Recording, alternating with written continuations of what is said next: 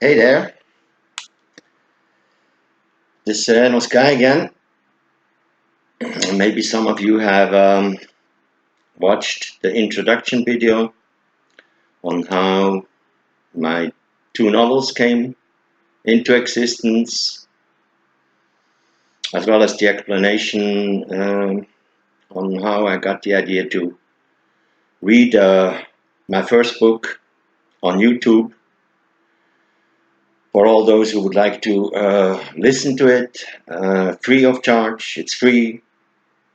There'll be no commercial, advertisement on there. My only hope is that as many people as possible would get to know my books, because I believe they contain a good and positive message. It's not like I'm trying to become some guru or something, or some influencer. Um, the ideas written down in my books, they were like our daily bread when I was a young hippie. These were the things that went through our minds, that went through our speeches, that came in from things we read, from things we digested in our minds and hearts, and the way we looked at the world at that time. So I'm not really writing anything new that wouldn't have been thought of or went through the minds of hundred thousands, possibly millions of people, and in the 60s and 70s, who were very concerned about the future of this world, just as many of you still are in this present time, 2019. So I wrote down a few points this time. This won't be quite as impromptu as my introduction speech, but I'll try to keep it as authentic as possible. I don't like things to be too much thought about. I'd like to just talk to you from my heart. I had a couple cups of coffee, and you reminded me of this thing I read somewhere a few days ago, which said, "Not all who wander are lost. Some are just looking for coffee." Anyway, I think I have enough coffee now to pull these first two chapters through. Uh, as promised, I'm really trying to get these first two chapters out this weekend. Um, I wanted to express a big thank you at this point to all of you who have bought one of my books and who have, reposted quotes from me or quotes from my book. Many have posted, them reading my book somewhere on a terrace or under a tree or by the sea or in some other exotic place. One even sent a pic of making a yoga handstand while, reading my book. So a lot of really nice stuff I received and a lot of encouragement, which has helped me to keep going. But, I don't know if there's no encouragement, but you believe in what you're doing, well, then you keep doing it. Just like I mentioned about success the other day, because I read some quote from somebody who's very successful, who said that, success will always eventually come. And yeah, it's easy to say when you are successful, but many people are not. That's the reality too. And many of the things we do because we want to do them, it's our passion, we feel like doing them, they may not turn out so successful. And if we would base it on the level of success, we might even just say, hey, I'm climbing up the wrong tree. Well, sometimes we are. Sometimes it is time to do something else. It may be an indication, you know. But if there's a real passion within us, it's just like an inner calling, or you know, an inner strong feeling that we like to do something. It's a way of us to express ourselves. Then we should probably keep doing it, no matter whether there is ever any sign of success or not. It always depends on what we expect, and of course, you know, and we always dream big, and we would like to, you know, see a certain effect in what we do. And sometimes if that's not there, then we may feel like we failed. But if we have a passion, I think we should by all means pursue it, because giving up a passion, that could be a real failure. Anyway, big thank you. One thing I would appreciate is, you know, if you could tell your friends about it, or, you know, parents. Maybe some of your parents may have been living through those hippie times, and they may be interested to hear my book. Or, you know, somebody's sick and they have time, tell them about it, man. They could listen to my novel. And if you like it, you know, of course, it's nice to get some likes on my videos. Sort of makes it a bit more interesting, or comments, you know, if you like it, or even if you don't like something. I don't mind a bit of criticism, as long as it's sort of in a constructive way, and not just, you know, hey, it's all BS or whatever. That's the kind of stuff I don't like. There's a difference between constructive criticism, where you try to encourage someone that, you know, they're doing okay, but this could be a little better, this could be better, because, you know, we all like to improve. I will put under each video that I post the chapter length. So, for example, today I'll be reading 2 chapters. If you have had enough after 1 chapter, you can look under the video. It will say when it stopped, and when chapter 2, at which minute it starts. So I hope that will be helpful to find, you know, again, at least the end of the chapter you read last. If you want to read another chapter, hear another chapter at some later point. Well, I guess that's about it. Let's jump right into it. Here again, my two novels. Let's see if the camera catches them. Okay, one after the other. Maybe here's a part 2, which I won't be reading at this point, but which you could order if you find it interesting. It has very good recommendations on Amazon and on Goodreads.com. And here's the one I'll be reading to you. Lonely Traveler, which perhaps many of you have already read, but maybe you'd like to listen to it. I'll read you the summary on the back first. So let's get right into it. Get a little closer here so my voice can be heard properly. This story will take you right back to the exciting hippie days of the 70s in Europe. Bernardo was 14 years old when Woodstock took place. Follow his spiritual development from an early age to becoming a full-fledged hippie. His travels will take you to former famous hippie hangouts like Amsterdam, Ibiza, Formentera, and La Gomera.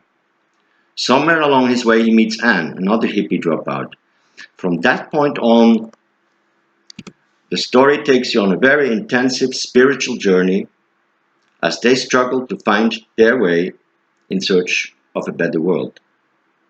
The story focuses on the idealism of many young people in those days and their quest to find inner peace and what to do with their lives in a world they didn't understand. This novel is not only of historical value, but also addresses a lot of problems that humanity is still facing today, such as the ongoing destruction of Mother Earth and its resources, the way people treat each other and animals, and the pursuit of inner peace. The message contained in this book promotes tolerance, understanding, love, and peace in the world. And now I get to the short preface, couple paragraphs, and then I would start with chapter 1. Preface. A lot of thought, meditation, and prayer have gone into this book. Things needed to be worded a bit carefully, as there are a lot of things about society and the way mankind is treating this planet and its inhabitants that I very much dislike. But I didn't want it to become a book that would manifest hate, because what this world needs most of all is the healing balm of spiritual love. I have visited or lived in all the places the story leads you to. This novel describes authentic experiences of a young person in the 70s during the hippie days who is seeking a better world. The book offers a first-hand glimpse into the search many of the hippie youth went through. My hope is that the book will leave you, dear reader, with a touch more understanding and tolerance towards those around you who may question the way certain things are handled in this world. Chapter 1. Like a Rolling Stone. I was laying on my old mattress on the attic floor of our 3-story building, which included 12 apartments. When I say old mattress, it wasn't that I didn't have a real bed, but my real bed was down in my parents' apartment, and I had made myself a little hideaway up in the attic, and this old mattress was just fine for that. It had been a long day at school. I was taking some time off to try to get my mind together and stay somewhat sane. Sane enough to go back down to our apartment to start a big pile of homework and preparing for tests. Sane enough to not forget the better times I had had in my childhood, when the world seemed so simple, so innocent. Sane enough to somewhat know why and for what I was going to get up the next morning. Sane enough to put together my own ideology about life and what I believed should be the essence of it. Or maybe just sane enough to make it through that next hour. I was listening to Bob Dylan. I had to keep the volume low, as people in the building wouldn't have been very excited to hear loud music at 8 in the evening. Nobody had complained about my hippie hangout place I had created in my parents' attic. I shared a room with my brother downstairs. He was a couple years younger than me, and since the hippie wave had not reached him yet, he was basically living in another world. It's not that we didn't get along. We basically always did, but I had gotten interested in totally different things in those days. Up there, I could think my thoughts and feel my feelings, and the place was filled with my thoughts and feelings only. Well, not only that. It had my pictures from the Woodstock Festival of Janis Joplin, Carlos Santana, Jimi Hendrix, and Joe Cocker hanging up on the walls. It had my music and my incense and my decorations. I had patterned cloths from the Orient hanging all around. The whole place reflected my present self.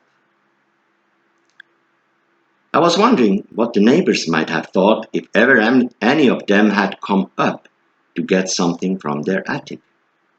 My parents knew I had made this hangout place up there, but it never became issue, and I don't remember them ever going up there to look at it.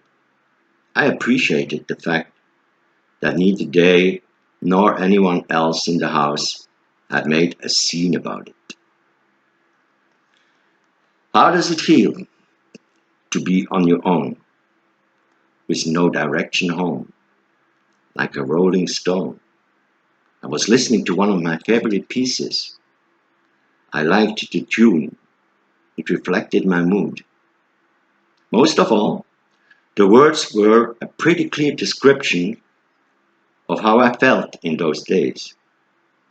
The fact that someone had translated such thoughts into words and music showed me that other people were having similar feelings about the world and life.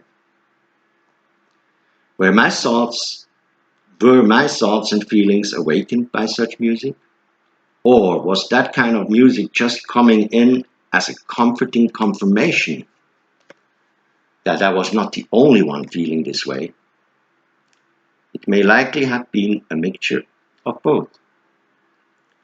How come there was a whole new generation of people that suddenly started thinking and feeling like that in those days? It was an interesting thought. Was it because of the cruel pictures flooding in from the Vietnam War? I had to stop watching the news program several times as I was repelled by the images. I didn't like any war, no matter what justifications or reasons were given. Or was it because the world had sped up its industrialization, with highways rolling over what used to be farmland and nature? Or because of all these factories shooting up like artificial mushrooms made of ugly concrete blocks?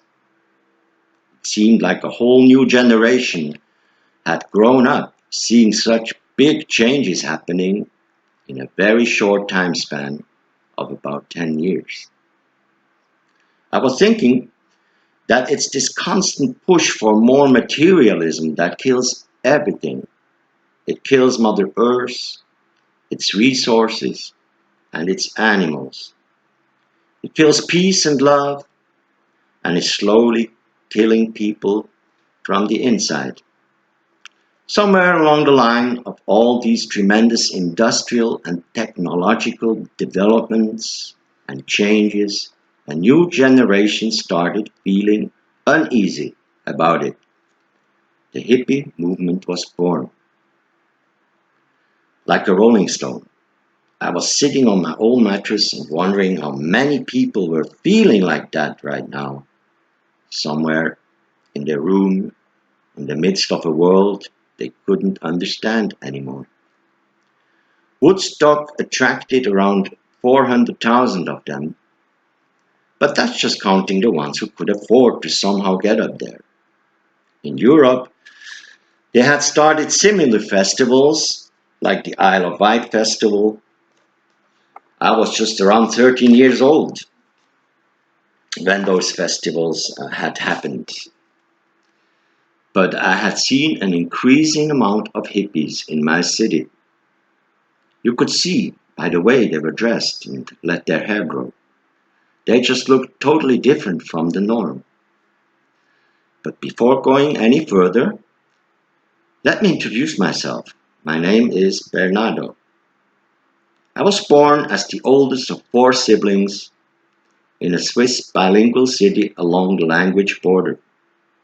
Part of the people spoke French, the other German, and most signs were written in both French and German, like the sign bakery, for example, would be written in both languages to make no one feel left out.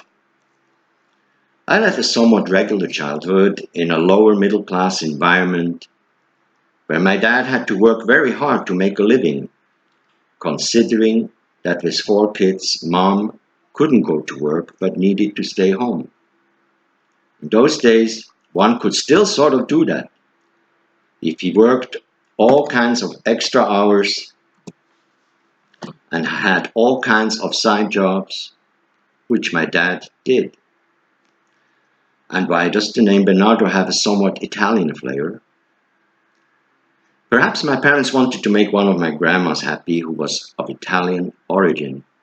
Or maybe it was just one of those names that were in fashion that year. I remember my early childhood was one filled with lots of nice memories, such as gardening with my dad on the vegetable plot he had rented close to our apartment, visiting grandparents regularly and doing lots of fun activities with my childhood friends.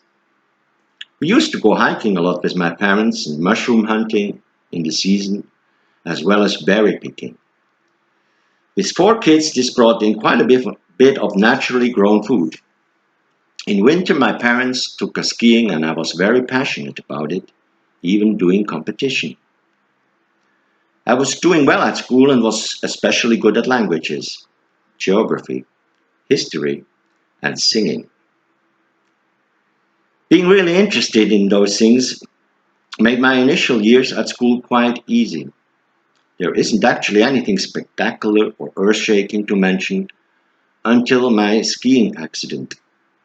That accident had me stuck for 6 long weeks at the hospital and unable to move. And then the same amount of weeks at home in bed with a cast on my leg. When I was finally able to go back to school, I had missed out on a lot. Having been a good student before and now having so much to catch up with was a big discouragement for me. Eventually, I was able to catch up to my former momentum, but a lot of fun had gone out of my life. All those of you who may have had a similar accident or mishap can probably relate to what a deep impact such misfortune can have on one's life. During the same time, big choices needed to be made regarding my future professional direction. Various options were laid out before me: teacher, business, languages, journalism. I visited all kinds of companies in those days as part of a program to help us young people decide what to do with our career lives. I ended up attending a high school for commerce and trade, as my good grades gained me access without needing to take the customary exam. I hated exams and was glad I was able to escape one. I was informed that I could still switch to becoming a teacher later if I wanted to. Everyone, my parents and teachers, had given me advice on my future. The direction I chose seemed to be the lesser evil for the lonely traveler I was, as I honestly had no clue as to what I wanted to become or do in this world. So how did I first learn about the hippies? Well, when I had been in hospital, I had so much time to listen to music, and one of the other fellows in the room was really into the Rolling Stones, the Beatles and stuff. I remember the first hippies in my hometown. They looked cool, but there seemed to be a bit more to it than that, because in order to dress and look the way they did, one had to sort of not care about what other people thought about it. While we still lived at home on the bread and butter of our parents, we couldn't really do what we wanted. Growing my hair long and putting on hippie clothing could have become a major point of disputes with them. These were delicate times in regards to getting along with parents. I guess there still somewhat are. So in that sense, I admired young people who dressed the way they wanted, or guys growing their hair long. Fortunately for them, they were a bit older than me and could probably afford to go against the will of their parents. Slowly, or quickly if you wish, my views started clashing with the general views of society due to the influence of the hippie movement, the Vietnam War, Woodstock, spirituality, Jesus, Buddha, Hinduism, drugs, sex, and rock and roll. I felt I was born to be wild, and if I was going to turn my back on society, I might as well go all the way. Whether other people thought it was cool mattered less and less, as long as I myself felt it was cool. Sex, drugs, and rock and roll was one of the credo of the hippies, at least for some. I guess I belonged more to the category of feelings, psychedelics, spirituality, and nature. But it didn't matter that much in those days because we all just wanted something different from the materialistic treadmill we had been born into, and we all got along. I guess a general view among many young hippies was that society had become so materialistic and so destructive of Mother Earth that it was necessary to get out of that system in order to find new, more peaceful and spiritual ways and alternative lifestyles, the kinds which would allow a person to live freer and in accordance with their ideas and beliefs, not just following the general materialistic dog eat dog trends of society. Bernardo, I'm going to hitchhike to Amsterdam. George was one of my first hippie friends that I had while still studying and living with my parents. I must add that in those days I started having a whole new set of friends, other than my colleagues at school or my old football buddies from my neighborhood, as they didn't suit my present ideology anymore. As the Anyone with long hair was considered a potential new friend. We would hang around a certain coffee shop called Liberty, where we would meet after school or work. That's where I got to know lots of new friends, and we would listen to our kind of music there. Someone must have realized that with more and more hippies around, opening such a coffee place could fulfill a demand, and it did. There was a small side street close by where we'd go and smoke our first joints, away from curious eyes, then go back to the coffee shop. So by going there regularly, I soon had a totally new set of friends, including George. I had been working at some side job for students, and it was time for summer holidays. My parents were told that I would go on a trip with George, whom they didn't even know, and we'd be going by train. Of course, that was dishonest. But how could one tell his parents he was going to hitchhike to Amsterdam and meet hippies? Hippies were considered a big disaster by society, and I didn't want to worry my parents unnecessarily. Hitchhiking worked great in those days. Some hippies had cars. They would often paint them. So if you saw one of those cars approaching, you could be quite sure they'd stop and ask where you needed to go. There were also a lot of people who just wanted to be helpful. And it was still quite safe to take people along, as crime wasn't as big a problem in Europe at that time. After a night in our sleeping bags somewhere along a German highway, we arrived in Amsterdam the next day.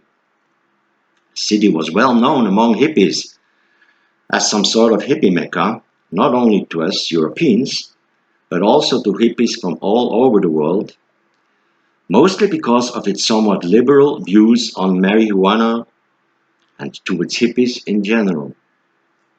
Entering the city was amazing, even just because of the fact I had never been up north.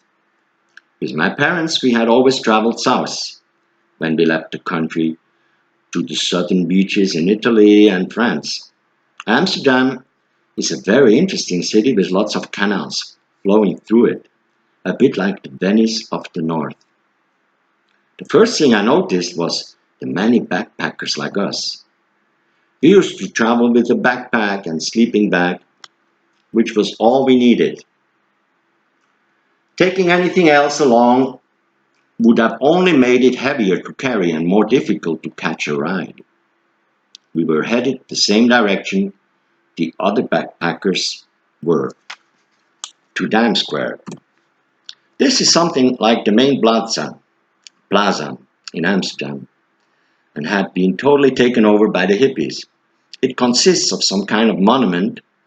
There's all these round circles forming platforms like stairs. When we got there, we put down our backpacks and felt like we had arrived at the center of the hippie universe. Why the city would let the hippies besiege their main monument and plaza was something I was wondering about. But for the moment, I just wanted to take in this wonderful feeling and all the good vibes which this situation offered. Some folks were playing the guitar, while others were playing bongos or playing a flute. Travelers with long hair were arriving constantly from all corners of the world, and I just wanted to go around asking everyone where they had been to and listen to all their exciting stories of interesting places they had visited around the world. I still remember my first arrival at Dam Square as being one of the most exciting days of my whole youth. There was a massive exchange of information taking place as people would share their experiences from various hippie meccas they had been to, about affordable places to stay at and cheap ways to travel. I remember various books had been written on how to travel Europe on $5 a day. And I'd seen quite a few people referring to one of these books for their travels. Like a rolling stone. But suddenly I felt for the first time like I wasn't rolling alone, and that there was a worldwide wave of young people rolling along with me. End of chapter 1. I will take a little break now. I'll check this video if it's sort of okay. There's always a couple spelling mistakes, but I'm not going to redo it. So I'll take a break, drink something, and maybe already post chapter 1. Now we'll get into the next chapter after. Hope you enjoyed it, and gives you some food for thought, and I wish you a happy weekend.